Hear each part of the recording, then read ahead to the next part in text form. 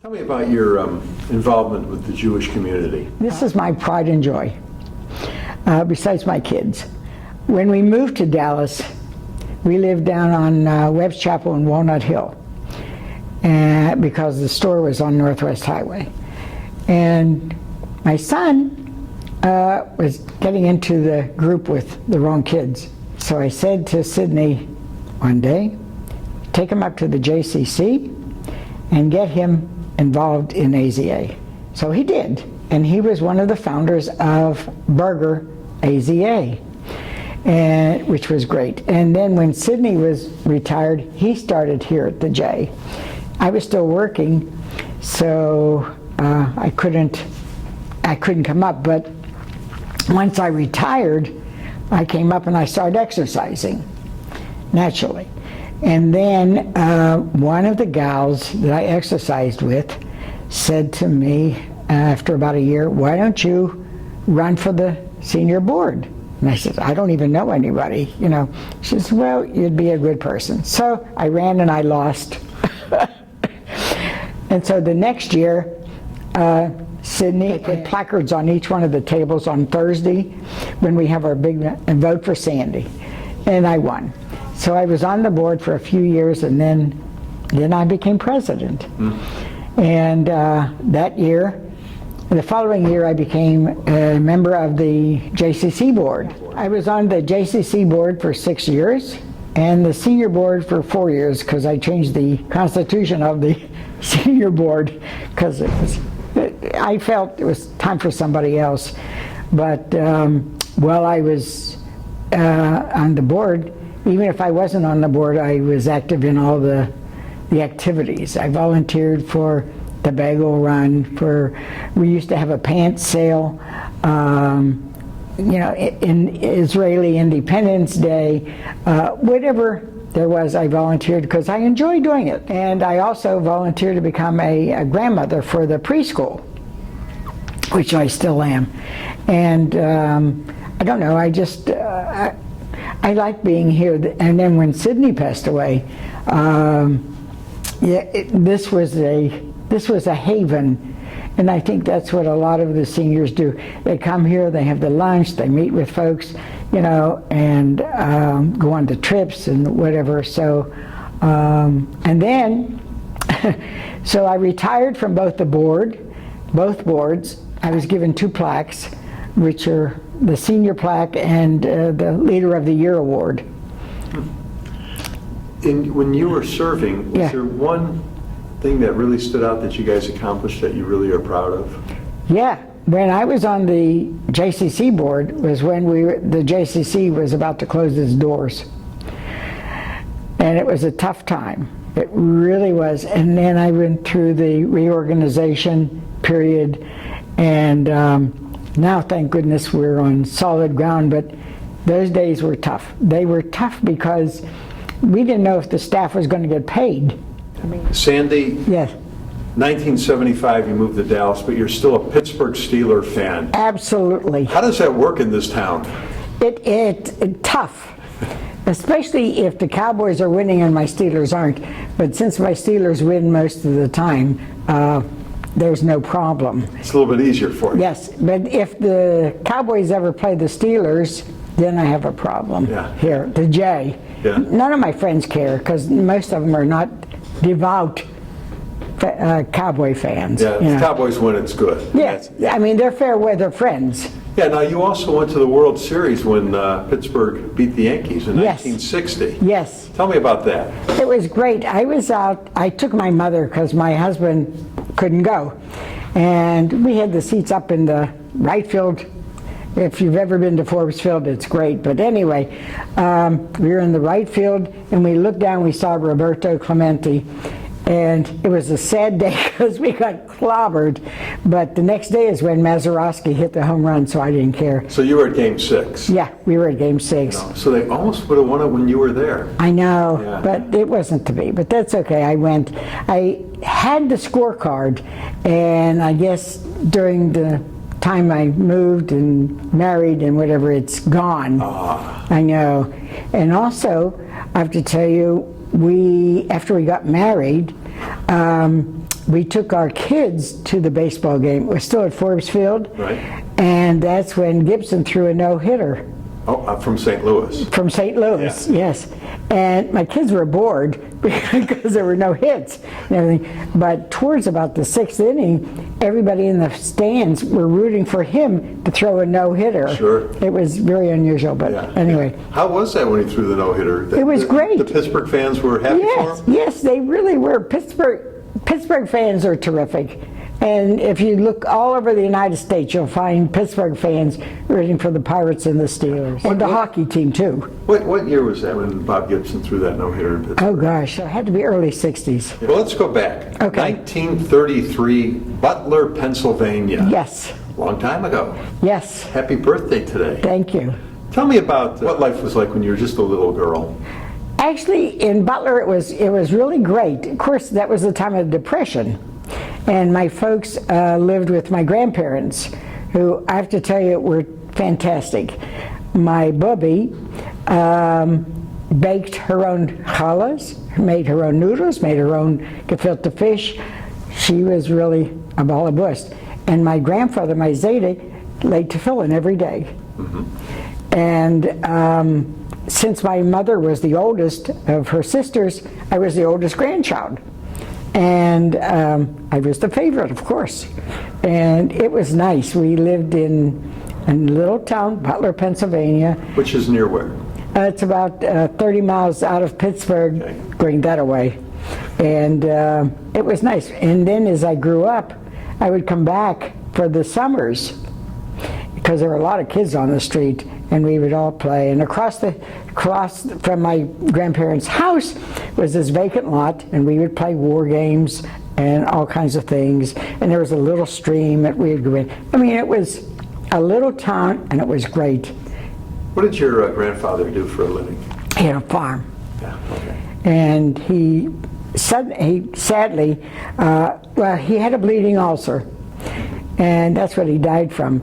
And he died just at the beginning of the war, and of course, his cattle and that he could have done very well, but he didn't. He passed away. Yeah, yeah. What about your grandparents on the other side? And I have great grandparents. My father's mother raised 3 girls and my father by herself in West Leechburg, Pennsylvania, which you can't even find it on the map. She made bootleg wine. My grandfather one day drove into Pittsburgh to get grapes, and he never came back. We don't know what happened to him. We never know. So my grandmother, who had a tavern, raised the 3 girls and my father by herself. What year was this? Oh gosh, well my father was born in 1900. The girls were all younger. Okay. He had 3 sisters. So sometime in the early 1900s, and Yeah. no trace? No, never, no. And it's amazing. My grandmother was about 4'8". And the tavern was located right on the hill overlooking this big train terminal. So every morning the people would stop and have their refreshments and go on to work. And the same thing, my parents had a tavern, and it was the same thing in New Brighton, Pennsylvania, where we lived. And they had a tavern. Anyway, it's very interesting about my grandparents. Now, let me ask you, did your folks, I know, when you had to get older, of course, to understand, but did your folks at all talk to you about the Depression and what it was like for the family? No, they never did, because my father worked for my grandfather, and they lived with my grandparents. I really am not sure what he did for my grandfather. I'm really not sure because, for a year, my parents eloped, and nobody knew they were married except their best friends. So it was, he lived somewhere and my mother lived with her folks. Anyway, it was very unusual. But they were married at the time? But they were married. So were they just afraid to tell everybody they got married? Yes, well, because my mother was only 19 and my father was 10 years older. And finally, my grandmother found out, and she had a rabbi marry them to make sure.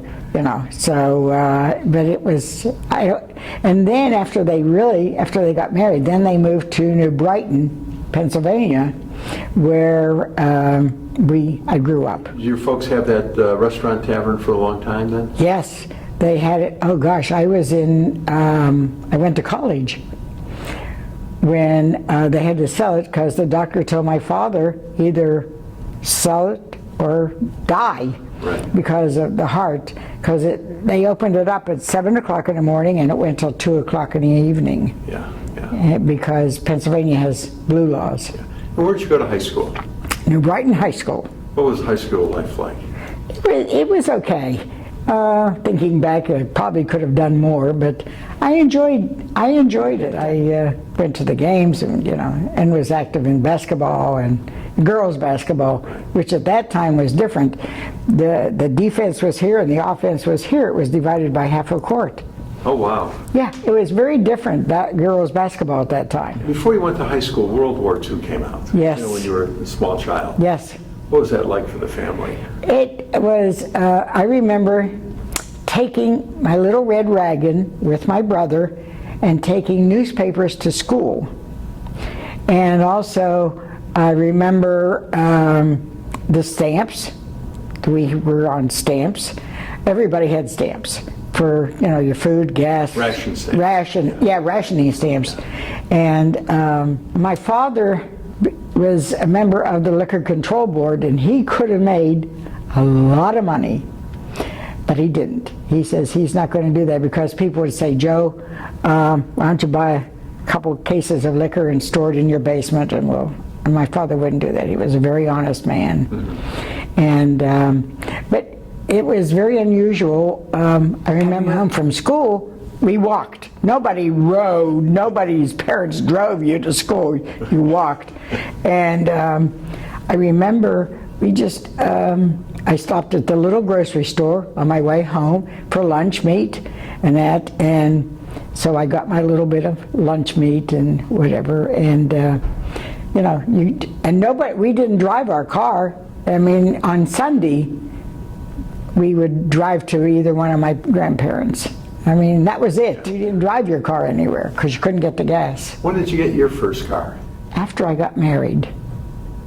After you were married already? Yes, because when I worked, after I graduated, I worked in Pittsburgh as a medical secretary. I went to Penn State for 2 years, and then I came to Pittsburgh and went to what is now Point Park Junior College, but at that point it was called Business Training College, and I became a medical secretary, technician. So you went to Penn State for your first 2 years? Yes. And then you transferred to get your degree in medical secretary. Medical secretary. Okay. So where did you meet your husband?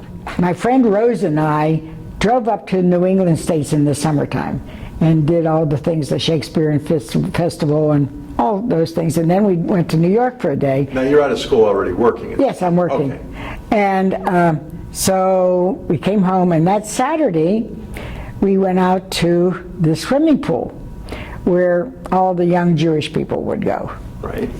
And so Rose and I were sitting on our blanket, just resting because we had driven from New York, and this fellow was blanket hopping. And so eventually he made it over to us, and we visited. We said, we're really tired, whatever. So he was on his way up to the Catskills. So the following Saturday, here comes this fellow again, hopping along.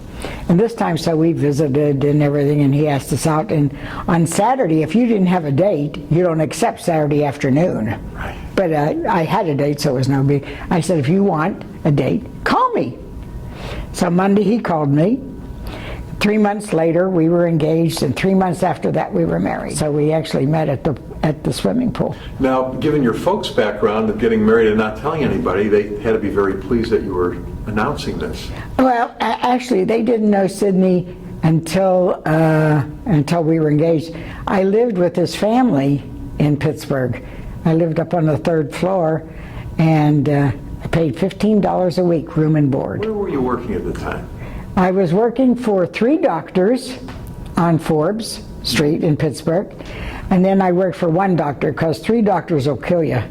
And 1 doctor was Dr. Stanley Rosenblum, and he was fantastic, just terrific. He would make house calls in the morning, go to the hospital, come to our office. Ours was the big office where I did x-rays and lab work and everything. And then he had a small office on his street where he charged people $3. You know, I was working there and I lived with his family in Squirrel Hill. And it was great because she was a caterer. And so I had great meals and everything. But I took the bus to work. And then when I started dating Sydney, one time there was a bus strike in Pittsburgh. He lent me one of his cars. And I drove the car, but I never had a car of my own until we got married. Sydney comes from Poland. Yes. And he was in the Polish army. Okay, he was conscripted at a young age of 17. And they didn't have basic training like we do. Right. Anyway, so he was thrown into the service, handed a rifle and a good pair of boots, and went into battle. And of course, the Polish army never went forward. They only knew to go backwards. He was captured by the Germans. And he and one of his friends were in the same company. And so they were in like the boxcar. It's a different boxcar than the Jews were in. Mm-hmm. Anyway, they came to an area where they recognized, they were going to Germany, and they recognized the area, so somehow or another they got off out of there.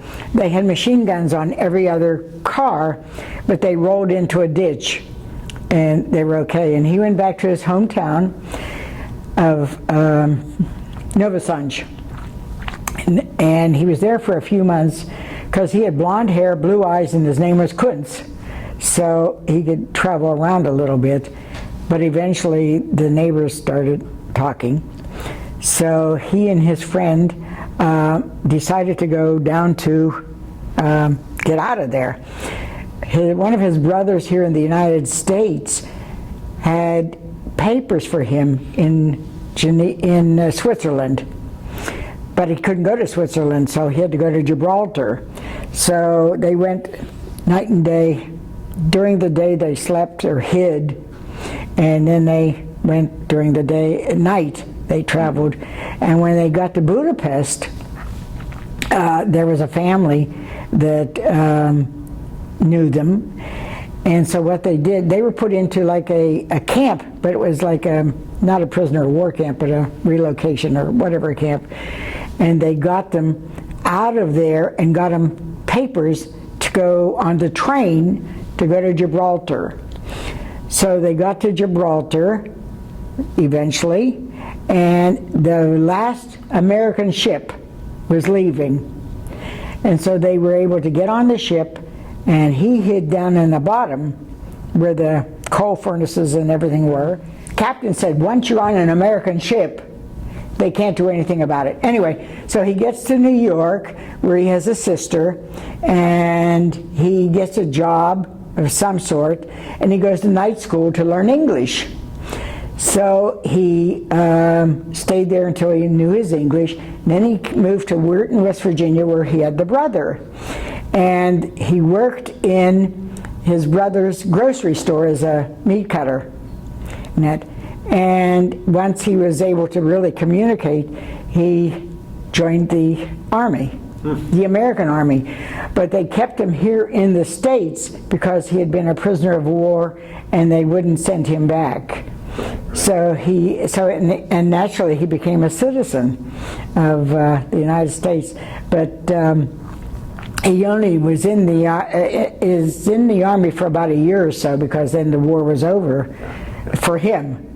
And whatever, but it was, his story was really something, because he ate grass, he was scared of everybody. Here was a young man, and then when he was in New York, when he would walk down the street past a hotel where they had the doorman with the uniform, he was afraid that he would be sent to jail or sent to somewhere. I mean, and many times when we first were married, he would wake up with nightmares. And he would talk in his sleep in Polish, so I couldn't understand him. But it took a long time. We couldn't see any movies concerning the war or anything, or any killing, because it brought back a lot. when he was home after he was captured and everything, his sister, who had a little baby, was walking down the street with him, and the German captain grabbed the baby and hit it up against the wall. He had many, many stories of the different atrocities that happened, you know, and when he came here to the United States, nobody believed him. It was that baby killed? Yes, the baby died. I mean, here seeing your baby being thrown up against the wall, being killed, it was just... And there was nothing they could do? No. And this guard, Heyman, had this dog who, when they were walking on the street, on the sidewalk, if you didn't get off, he would sick the dog on people. I mean, and these are all things that Sidney saw, and... And did he lose family in the camps? Oh yeah, oh yeah. He lost his parents and all the aunts and uncles and everything. The only ones he had left, he had Max and Maury, two brothers, and then he had Frida and Ray, his two sisters, out of 13 kids.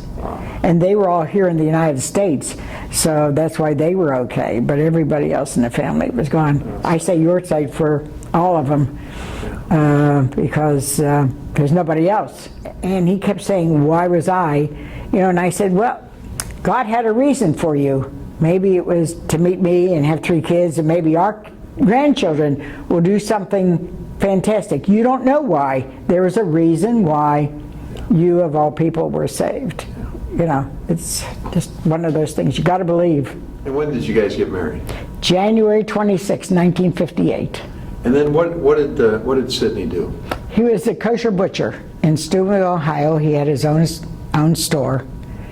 And so where did you guys settle down? In Weirton, which is across the river. And then where were your children born? They were born in Steubenville, Ohio, the hospital there. Because our doctor was from Steubenville. And so what brought you to Dallas? We bought a franchise, an ice cream franchise, called Zips, Z-I-P-Z. Now, how did you come up with that idea? You leave, he has his own butcher business, and you buy an ice cream franchise in Dallas. Well, what happened, he was the only kosher butcher in the tri-state area. Right. And what happened, the big stores, the A&P and whatever, came in with the matzahs and with the deli, and also the people got old and they moved to Florida, and the young kids went away to college, and with the grocery stores handling the delicatessen and the matzahs and that, our business went downhill. Plus the fact I needed someplace for my kids to go to school. There was only Bethany, which is a small school in West Virginia, or WVU. And I wanted them to go to someplace where there were Jews, because I was active in the sisterhood and the Hadassah and all that. So we wanted to go to Arizona, but somebody already had the franchise. So we picked Dallas. And how long did you have that franchise? 4 years. And then, because the shopping center went zoom downhill. And then I worked for Southwest Research. I was I hired folks to do the research in different places, or, you know, do the interviewing and things like that. I did that for about 6 years. And then I got laid off. So I went down to the unemployment office and filed for unemployment, which I didn't collect very long, because I got a job in the Dallas County Democratic Party office. There was a time when Ann Richards was running for governor, and I worked on that campaign. And then when she went the second time, I also... What was that like, all of a sudden working on a political campaign? It was fun. It really was. I met so many people. It was just, the office at that time was in the Turley building on Central. I don't know, we had people from, you know, South Dallas, West Dallas, East Dallas, North Dallas. And I met loads and loads of people, and I really enjoyed it. I had a great time, because I was the volunteer coordinator. I got to meet everybody. Right, right. And I had a great time, and it was a great staff. really And was. how was Ann Richards? She was terrific. To us, she was really great. She knew everybody and she thanked everybody, and we knew she was an alcoholic, and she went to the AA meetings whenever she would come. She would say, "Where's there a meeting?" You know, and everything. And she was terrific. And I met her daughter, Cecile, and I walked the bridge when she was after she was elected with her. It was a great time. Working on that campaign and when she was elected governor, it had to be such euphoria. It was. It really was. It was just, you know, and the thing of it is, we knew before the ballots were, the final tally, that she had won because of the early voting. What was the happiest time in your life? When my kids were born. Now in Dallas, what did Sidney get into? Well, we had our ice cream parlor. Right. And then he worked for Sobel. Mrs. Sobel was the caterer, but her husband had this used office furniture. And so Sidney went to work for him, and then he went over to somebody on Harry Hines, who also sold office furniture, because he was a tremendous salesman, great salesman. Was there an invention in your lifetime that you really took notice of when it came out that you went, wow, how do we get along without this? Television. I remember my father sitting in our living room with this little black and white TV, and I'm saying little, and he would have his little tray, you know, TV tray, and that's where he would eat his dinner. And he would watch Captain Video. Now, Captain Video was in space, and I thought, I mean, we all thought, who is going to go to space? Yeah. And then, you know, then all of a sudden comes, we're traveling to space. I mean, I think the TV was the first thing in my lifetime. Right. I mean, now the kids have a completely different thing, but the TV, I think, was something that just was amazing. Now in your lifetime, you lived through so many momentous occasions. World War II, which of course you remember. Kennedy assassination here in Dallas. Something good, the moon landing the first time in '69. Of course, the tragedy of 9/11. Yeah. Was there something on the national scene that really stood out, that affected you, that you went, wow, I know exactly where I was when it happened? The Kennedy assassination. I knew exactly where I was. I had Annette, my first, and we were in the living room, and I was watching TV, of course, with her, and all of a sudden I saw Walter Cronkite, and he said, the president's been shot, because that was the first. Right. And so I called up Sidney right away, and I said, turn on your radio.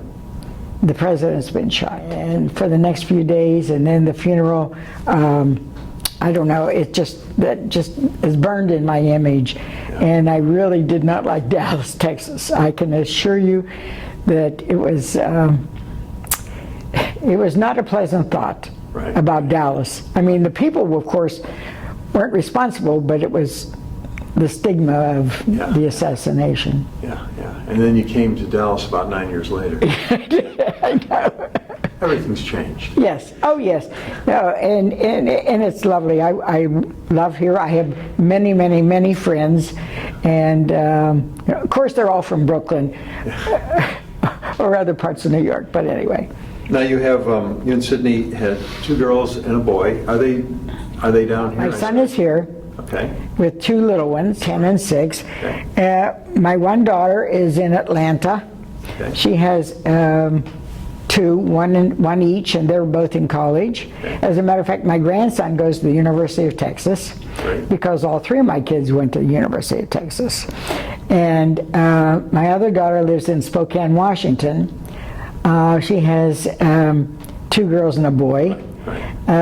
She's married to a rabbi. My kids are all good. They all married within the faith. I took my 3 granddaughters on a cruise last year out of Galveston. Well, I never get to see them because they're all in college or here or there. So I took my 3 granddaughters out of Galveston and for a week, and we had a ball. What advice does Grandma want to leave to those 7 grandkids and the next generation? Be healthy and be happy and live by the 10 Commandments. You did a great job there. Well, thanks for doing this today. It's my pleasure.